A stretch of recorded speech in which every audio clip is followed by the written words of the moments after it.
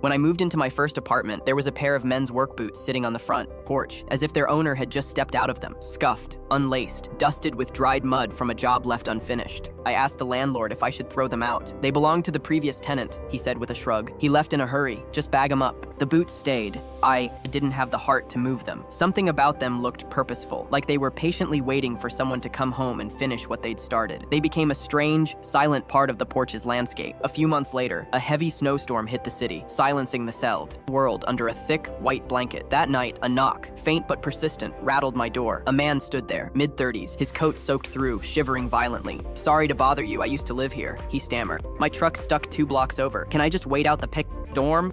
I hesitated, my hand on the door, then saw the way his eyes flicked past me to the porch, searching for something. "Your boots?" I asked, the pieces clicking into place. He nodded, a look of profound disbelief on his face. I didn't think they'd still be here. I thought for sure they'd be long gone. I let him in. He stomped snow off his shoes onto the mat, then looked around the place I'd made my own, his gaze lingering on the walls like they were full of old echoes and faded photographs. "You left in a hurry?" I asked, handing him a towel. He nodded, wrapping the towel around his shoulders. "Divorce. Lost my job right after. I couldn't pack everything, and I didn't want to take anything that reminded me of the life I'd messed up. It felt like I was leaving the failure behind."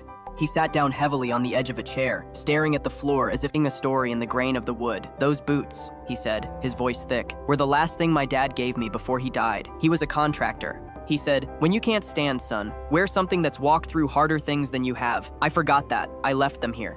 We talked for hours as the wind howled outside about second chances, about how leaving sometimes hurts less than staying in a place that's become a cage.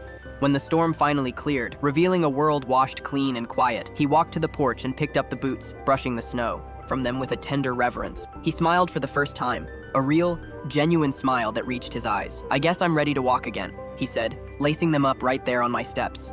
Months later, I got a postcard with a picture of a mountain on it. It read, "Got the job. Fixed things with my kid. Still wearing the boots. Thanks for the shelter that night and for the reminder. Mark." I keep that postcard on my fridge, and whenever dark clouds gather and storms roll in, I make a point to leave my porch light on, a small beacon in the falling weather, just in case. Someone else needs a place to stop, to gather their strength before walking back into their life, guided by something they once thought was lost. Sometimes what we leave behind isn't lost. It's waiting to guide us home when we're strong enough to come back.